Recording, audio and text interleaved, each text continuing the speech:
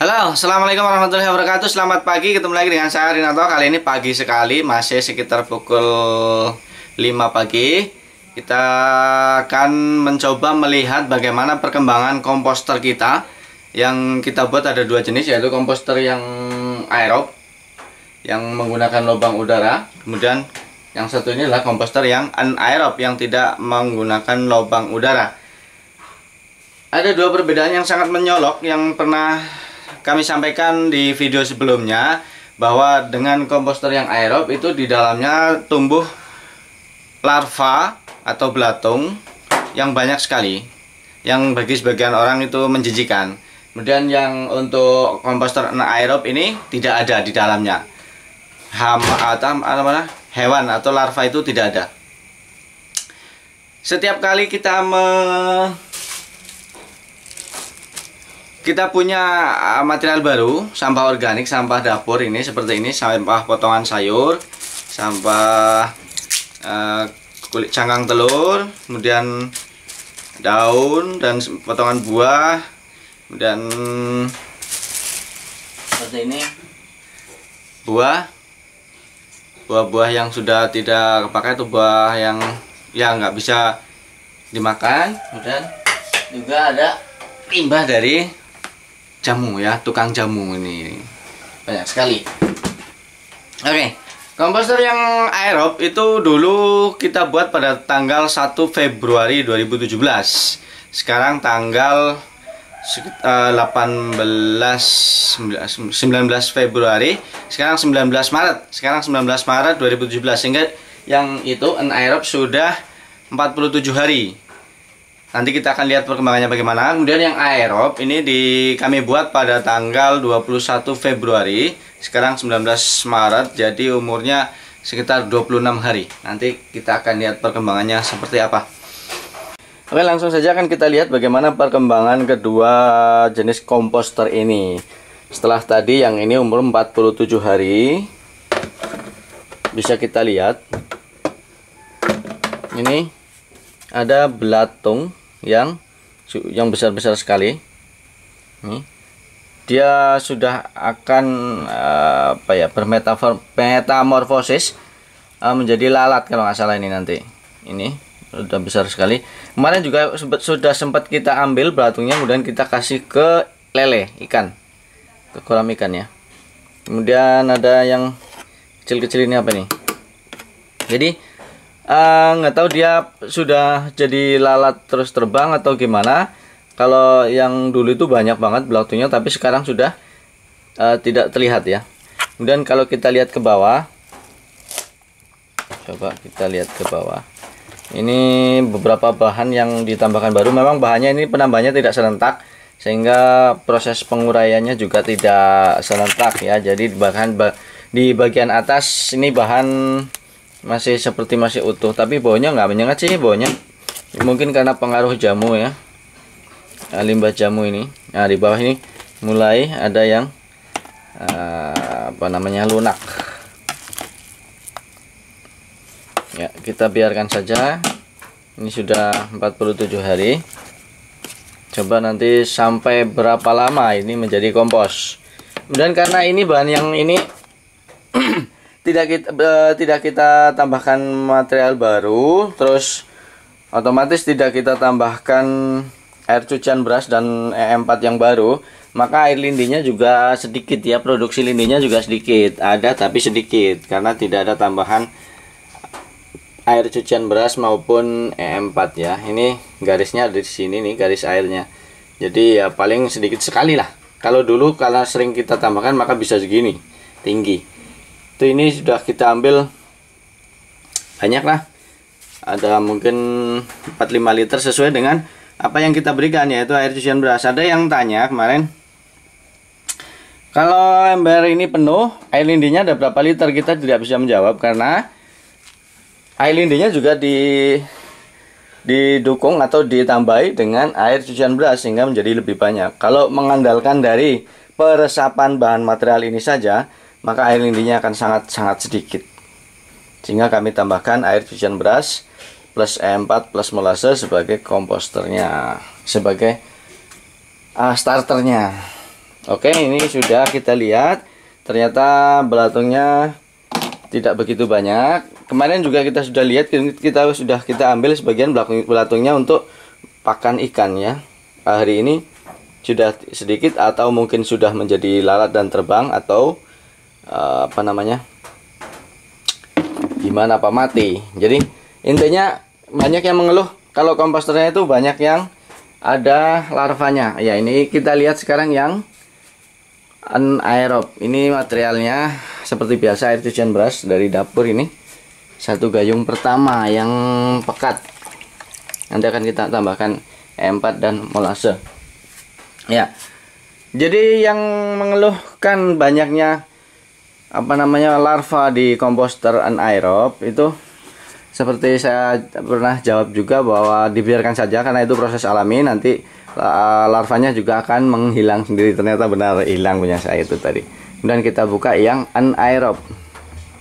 Nah, ada sih hewan kecil 1-2 mungkin itu putih-putih ya.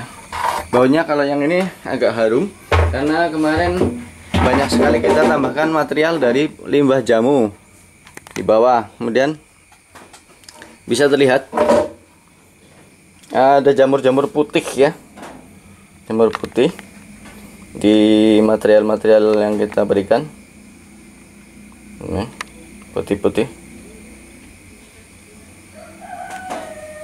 Baunya sih nggak begitu menyengat enak sih. Jadi bisa tahan bau di sini. Karena mungkin ada penambahan material dari limbah jamu mungkin. Nah, ini sama sekali tidak ada hewan. Tidak ada larva, tidak ada belatung. Ini umur 26 hari. Belum penuh. Ini daun. Kemarin kita pangkas daun anggur, kita masukkan. Oke, kita akan tambahkan material baru. Sementara kalau yang anaerob tidak kita tambahkan. Yang aerob tidak kita tambahkan, yang anaerob saja yang kita tambahkan. Seharusnya cincang diperkecil supaya cepat pengomposannya, tetapi kalau kita males nggak apa-apa, langsung saja. Ini limbah dapur, tadi limbah buah yang tidak itu, ini limbah dapur dimasukkan.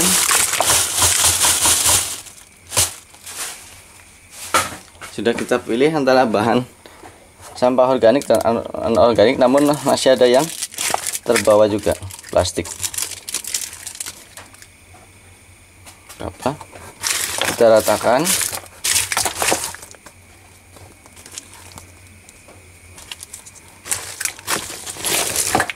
Kemudian kita tambahkan jamu, limbah jamu. Ini lumayan banyak. Ini mungkin sampai 5 hari ini, 5 kali. 5 hari banyak, 5 atau mungkin 1 mingguan. Kemarin kita tidak ambil.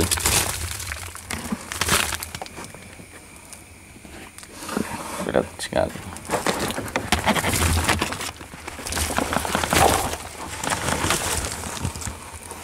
Oke, ini udah kita masukkan. Limbah jamunya itu terdiri dari parutan kunyit, jahe, laos, serai, ada ini kayu manis apa ya kalau nggak salah. Terus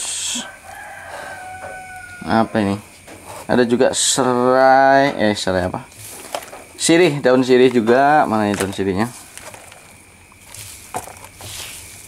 Daun sirih dan lain sebagainya. Ini. Oke, kita ratakan.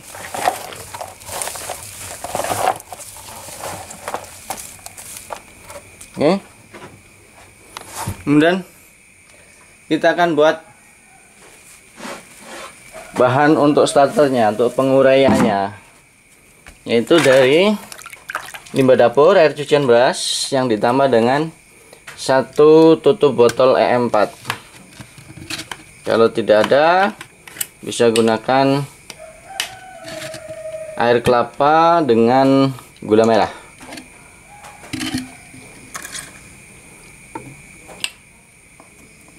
Oke. Satu tutup.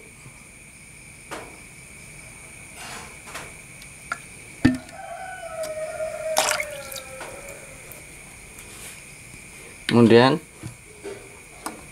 tetes tebunya juga kira-kira satu tutup. Kira-kira. Oke. Kemudian diaduk.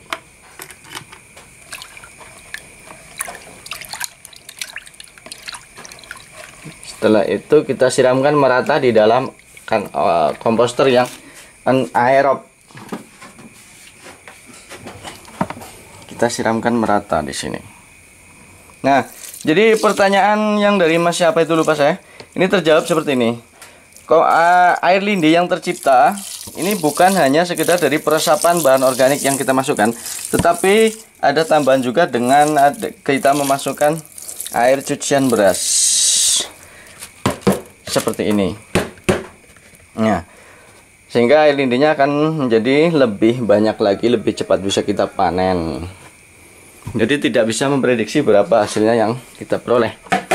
Kemudian ada yang tanya juga, karena punya rumah makan, maka limbah-limbahnya banyak. Bisa. Nasi juga bisa dimasukkan ke sini, apa saja. Yang penting bukan bahan plastik, bukan bahan besi, bukan bahan pokoknya semua bahan yang alami, yang berasal dari tanaman bisa. Kalau yang dari hewan sebaiknya tidak, karena bisa memunculkan bau yang tidak sedap, kemudian lama terurainya. Khusus untuk yang dari tanaman saja, buah, sayur, tanaman, dan lain sebagainya. Ya, demikian tadi kita sudah melihat dua komposter kita, aerob dan anaerob, perkembangannya setelah 47 hari dan 26 hari. Kemudian satu lagi hasil yang diperoleh adalah air lindi. Air lindi yang kita peroleh itu kalau kita baru ngambil biasanya baunya akan sangat menyengat, tergantung material yang kita masukkan. Kalau kita masukkan material yang ya itulah sesuai apa yang kita masukkan, nanti keluarnya akan sesuai. Ini salah satu contoh air lindi yang sudah kita proses ulang. Jadi kita ambil air lindinya, kemudian kita fermentasi ulang dengan menggunakan satu tutup EM4 dan satu tutup molase. Ini sudah mungkin 10 atau 2 minggu lah. Ini kalau kita buka udah sedikit sekali gasnya, ya. Sedikit sekali. Tetap dia akan mengeluarkan gas karena ada aktivitas mikroorganisme di dalamnya, ada kehidupan di dalamnya. Jadi manakala kita tutup rapat, maka dia akan ada ya aktivitas bernafas dan lain sebagainya, sehingga mengeluarkan gas karena memang ada aktivitas kehidupan di dalamnya. Tetapi gasnya sudah sedikit, tidak seperti pada awal kita buat dulu. Baunya yang dulu itu sangat menyengatnya, itu nggak enak. Bahkan katanya ada yang mirip seperti air comberan, tetapi setelah kita fermentasi 1 minggu, maka baunya bisa tahan kita cium. Segar kayak bau tape, kecut-kecut begitu. Ini satu. Jadi air lindi bisa kita pakai langsung atau bisa kita fermentasi ulang supaya nutrisinya lebih meningkat dan baunya lebih sedap daripada yang langsung. Kalau misalnya nggak mau ribet, langsung juga nggak apa-apa. Seperti biasa aplikasinya 1 gelas untuk 1 ember besar. 1 gelas yang 250 cc. Kemudian satu lagi, ada yang bertanya tentang air cucian beras yang difermentasi, yang bukan dimasukkan ke komposter ya. Jadi difermentasi di dalam jerigen. Kok mengeluarkan putih-putih di permukaannya? Iya, ini dia. Ini yang sudah kita ambil dari jerigen yang kita gunakan untuk siram. Ini di permukaannya ada putih-putih. Ini adalah spora, yaitu alat perkembangbiakan bagi organisme yang ada di dalam sini. Berarti menunjukkan bahwa cairan ini, cairan fermentasi air cucian beras ini, ada kehidupan di dalamnya, ada mikroorganisme di dalamnya. Yang nanti ketika kita aplikasikan ke media tanam, dia akan berkembang biak di sana, dia akan mengurai bahan-bahan organik yang ada di sekitar tanaman, yang ada di media tanam juga. Jadi tidak ada apa-apa, kalau mau kita pakai, kita kocok dulu biar menyampur rata. Ini yang di botol yang sama, yang dijerikan juga sama. Ya, ada sporanya, ada putih-putihnya. Di PJPR juga ada, di air cucian beras juga ada. Kalau di air lindi itu tidak ada sih, tadi bersih, tidak ada putih-putihnya. Mungkin karena pengaruh bahan yang kita gunakan. Kalau bahan yang kita gunakan itu berasal dari beras. Seperti yang dibuat untuk IMO, masih yang dibuat untuk IMO juga nanti jamurnya dia akan tumbuh jamur putih. PJPR juga bahannya ada yang terbuat dari dedak padi. Di sana ada kandungan beras juga, sehingga ada putih-putih di permukaan airnya, spora juga. Kemudian air cucian beras juga. Jadi yang berasal pupuk organik cair yang berasal dari material beras itu ada putih-putihnya, itu spora dari jamur yang bermanfaat juga untuk tanaman kita. Oke, demikian tadi sekilas ulasan tentang komposter yang kita miliki. Ada 2 jenis komposter. Ini saya buat karena banyak sekali yang komen adanya hewan atau larva belatung di dalamnya. Sudah sering saya jawab bahwa itu adalah proses alami, tidak perlu dirisaukan. Cuma ada masalah sebagian teman kita yang jijik terhadap larva atau belatung, itu yang menjadi masalah. Tetapi biarkan saja proses itu berjalan. Maka seiring berjalannya waktu, ketika material yang kita masukkan itu sudah membusuk, maka lalat dan hewan itu sudah tidak ada lagi. Mereka suka karena material yang kita masukkan itu masih segar, jadi mereka suka masuk ke sana untuk mencari makan. Tetapi manakala sudah terjadi proses pengomposan separuh jadi, maka hewan-hewan itu sudah tidak ada. Mungkin entah sudah jadi lalat kemudian terbang, atau entah mati di dalamnya juga. Itu kalau kemarin sempat 3 hari yang lalu kita sempat buka dan ada larva yang gede-gede tadi seperti saya tunjukkan tadi. Kemudian saya ambil, saya masukkan ke kolam ikan untuk pakan ikan. Gitu saja. Kalau memang jijik, ambil saja, kita masih kasih ke ikan. Kemudian sisanya ternyata tadi cuma tinggal 1-2. Mungkin sudah jadilah atau mati, tapi kalau saya pikir itu mati ya. Oke. Masih dari laboratorium ini bersama saya Rinoto di channel istri saya Ibu Siti Mahmudah. Pada para pemirsa, terima kasih sekali yang sudah setia bersama kami, menunggu setia video-video kami selanjutnya tentang bagaimana kami mengelola bahan organik sebagai pupuk organik untuk budidaya sayuran di pekarangan rumah secara organik pula. Kalau memang video kami ini bermanfaat, silahkan klik share, bagikan kepada teman, saudara, tetangga, ataupun siapa saja. Mudah-mudahan dengan seperti itu nanti virus berkebun secara organik ini akan lebih menyebar. Seperti komentar dari teman kita di Facebook, Pak Ahmad Kustami kalau nggak salah. Kita galakkan untuk berkebun secara organik. Kita manfaatkan pekarangan sesempit apapun untuk menanam secara organik demi anak cucu kita nanti, supaya bumi yang kita tinggali ini tetap sehat, tetap tidak terkena racun kimia. Kemudian kita juga mendapatkan makanan yang sehat dari aktivitas kita berkebun di lingkungan sekitar kita. Paling tidak kita mengurangi pemasukan zat-zat kimia ke tanah ini, ke bumi ini, di lingkungan sekitar kita. Oke.